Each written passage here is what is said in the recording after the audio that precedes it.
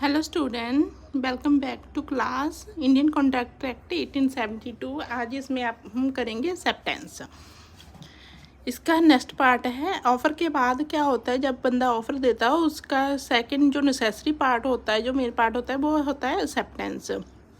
पहले हम डेफिनेशन देख लेते हैं एक्सेप्टेंस की। एक्सेप्टेंस है सेक्शन 2 सबसेक्शन बी के अंदर जो डेफिनेशन लिखी हुई है वो है when the person to whom the proposal is made signifies his assent thereto the proposal is said to be accepted.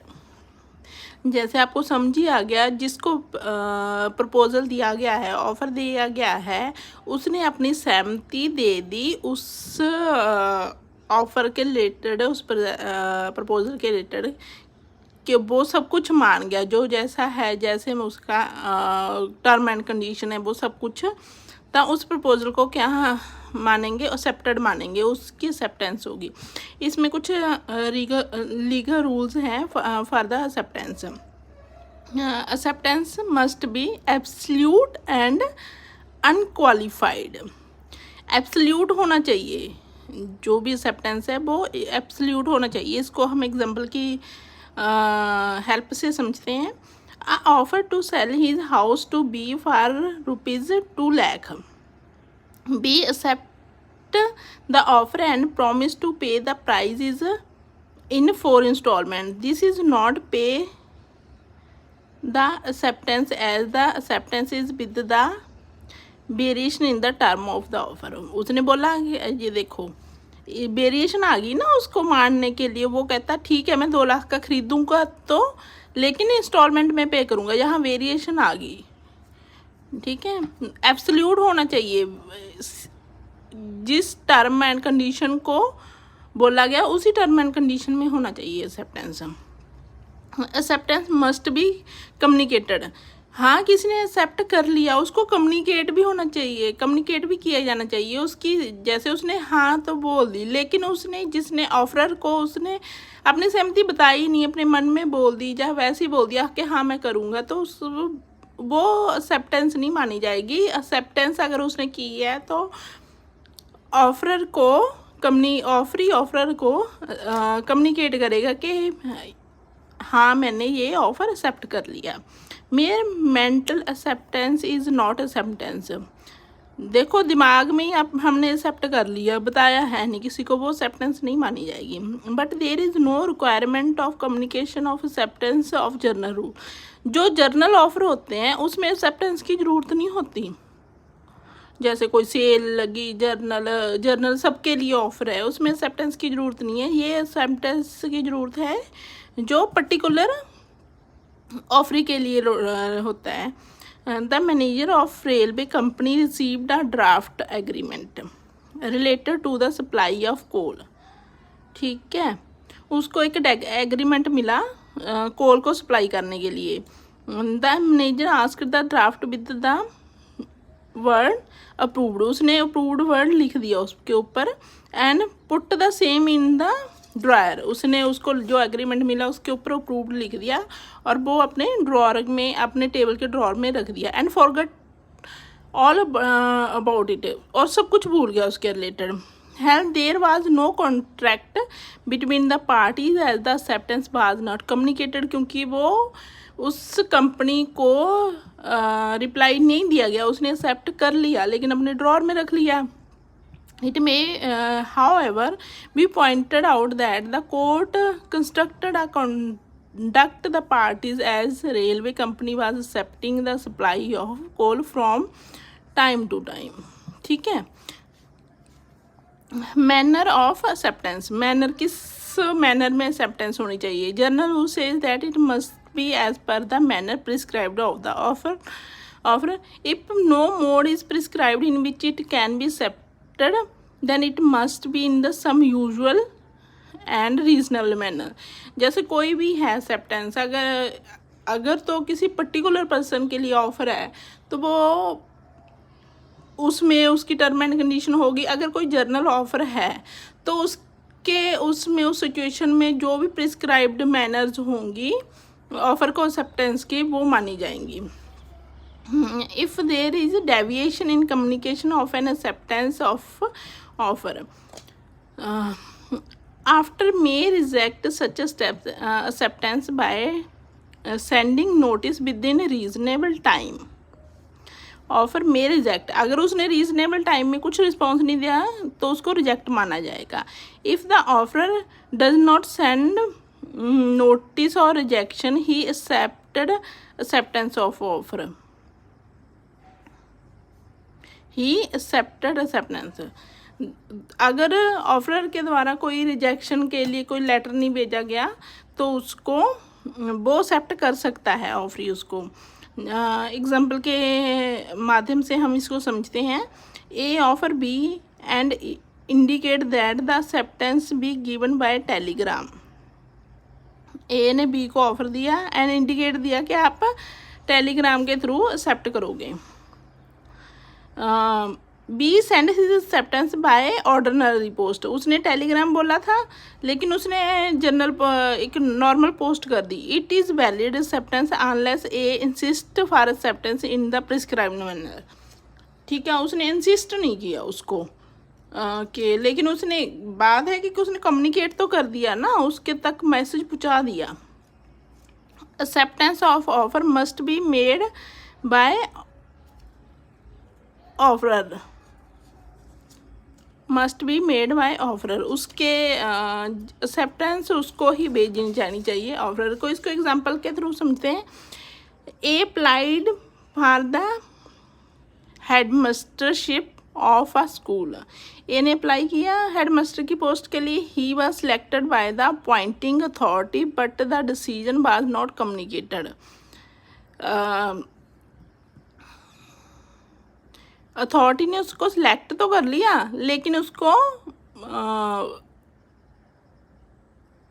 Communicate नहीं किया, बताया नहीं कि हमने आपको हेडमास्टर की पोस्ट के लिए एक्सेप्ट कर लिया. How ever one of members in his individual capacity informed him about the selection. और जो स्कूल की अथॉरिटी थी, जैसे 5 मेंबरों की, जितने भी मेंबरों की अथॉरिटी थी जिन्होंने सिलेक्ट किया था, उनमें से एक पर्सन था वो ए को जानता था. उसने पर्सनली बता दिया कि स्कूल ने आपको सिलेक्ट कर लिया है. कोई ऑफिशियली इंडिकेशन नहीं दी है लेकिन उसने अपने एंड पे उसको बता दिया. Subsequently the appointing authority cancelled it's decision. फिर कुछ ऐसा हुआ कि सिलेक्टिंग अथॉरिटी थी, जो भी मेंबर थे, उन्होंने डिसाइड किया नहीं, ये कैंसिल कर देते हैं. A sued the school for breach of contract. A ने स्कूल पे केस कर दिया ब्रीच ऑफ कॉन्ट्रैक्ट के नाम पे. The court rejected the A's action. A का जो केस था उसको रिजेक्ट कर दिया and held that there was no notice of acceptance. क्योंकि उसको एक्सेप्टेंस का कोई नोटिस नहीं मिला, ऑफिशियली इंटीमेशन नहीं हुआ. Information by an unauthorised person. क्योंकि कोई भी इंडिविजुअल बंदा ऑथराइज नहीं था इंडिविजुअली उसको इन्फॉर्म करने के लिए. Is insufficient as overhearing from behind the door. जैसे कोई बंदा दरवाजे के पीछे खड़ा कुछ बोल रहा है, उसकी तरह इनसफिशेंट था. Acceptance must be communicated to the offeror. Offeror को भी एक्सेप्टेंस कम्युनिकेट की जानी चाहिए, तो हम पहले से ही बोल रहे हैं. Time limit for acceptance. If the offer prescribe the time limit. अगर ऑफर ने टाइम लिमिट प्रिस्क्राइब्ड की है, it must be accepted with in specified time. उसको एक्सेप्टेंस उस स्पेसिफाइड टाइम में देनी होगी. If the offer does not prescribe the time limit. अगर वो टाइम लिमिट नहीं है, ऑफर ने नहीं प्रिस्क्राइब की, it must be accepted with in the reasonable time. जो भी रीजनेबल टाइम होगा. ऐसे नहीं कि आज ऑफर दिया कि 5 साल बाद बंदा बोले कि मैं आज एक्सेप्ट करता हूँ, अगर उसमें टाइम लिमिट ही नहीं है. और रीजनेबल होना चाहिए उसको एक्सेप्ट करने के लिए. ए अप्लाइड फॉर. ए ने applied for shares in a company in early June. The allotment was made in late November. A refuse to take the share held, A was entitled to do so as the reasonable time for acceptance had elapsed. क्योंकि उसने apply किया किसी share को करने के लिए, ठीक है, उसकी एप्लीकेशन अप्रूव्ड 3-4 महीने बाद हुई, जून में किया तो 4-5 महीने बाद हुई, लेकिन उसने लेने से मना कर दिया था शेयर क्योंकि वो रीजनेबल टाइम नहीं था. Acceptance of offer may be expressly. Acceptance किसी भी तरह हो सकती है, बाय वर्ड, स्पोकन और रिटन. एक्सप्रेस करना होना चाहिए और implied by acceptance of consideration और by performance of conditions in case of general offer. जैसे जर्नल ऑफर है, जो भी उनकी कंडीशन को फुलफिल करता है तो वो एक्सेप्टेड माना जाएगा offer. Mayor silence is not acceptance of the offer. अगर कोई बंदा चुप रहता है, ना में भी जवाब नहीं, नो भी नहीं बोलता, तो उसको हम एक्सेप्टेंस नहीं मानेंगे. Silence is not acceptance of the offer. A offer to buy his house for ₹5 lakh and rights. A ने ऑफर को किया कि आप 5 लाख का घर खरीद लो. If I hear no more about it within a week, I shall presume the house is mine for ₹5 lakh. B does not respond. Here no contract is concluded between A and B. वही अगर वो चुप रहता है कि खरीदना है नहीं खरीदना 5 लाख में, तो उसको प्रज्यूम नहीं किया जा सकता, माना नहीं जा सकता कि उनके बीच में कोई कॉन्ट्रैक्ट हुआ है. However, following are the two exceptions to the above rule. It means silence amount as acceptance of. above rule में 2 हैं जो exceptions हैं. क्या क्या exceptions हैं? जब silence ही yes मानी जाएगी. Where offeree agrees that non-refusal by him within the specified time shall amount to be acceptance of offer. Where offeree agreed that non-refusal by him within a specified time shall amount to be accepted of offer.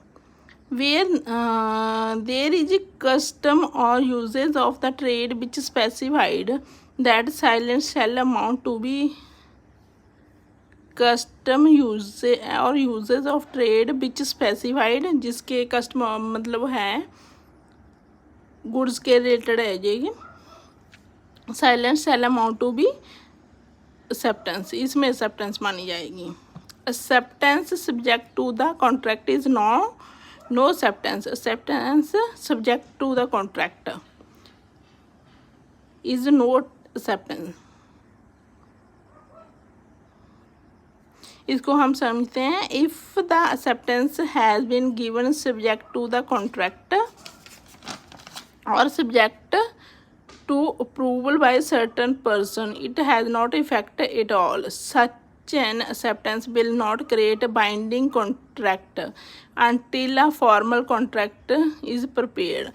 Formal contract is prepared and signed by all the parties. मतलब कुछ भी उनके बीच हुआ है, कोई contract बनाए, जब तक साइन नहीं होता, स्टैंप साइन नहीं होएगा, प्रिस्क्राइब्ड मैनर नहीं होएगा. जैसे मान लो किसी कॉन्ट्रैक्ट में अगर स्टैंप पेपर लगने हैं वो नहीं है, तो उनमें अगर वैसे को सिर्फ एक्सेप्टेंस नहीं माना जाएगा. उसमें जो भी कंडीशंस हैं वो सारी फुल फॉर्मल कॉन्ट्रैक्ट होना चाहिए वो. ठीक है, फॉर्मल मीन्स सारी ऑल फॉर्मेलिटीज़ फुलफिल होनी चाहिए. चलो सर, आज हम ये क्लास करते हैं फिनिश.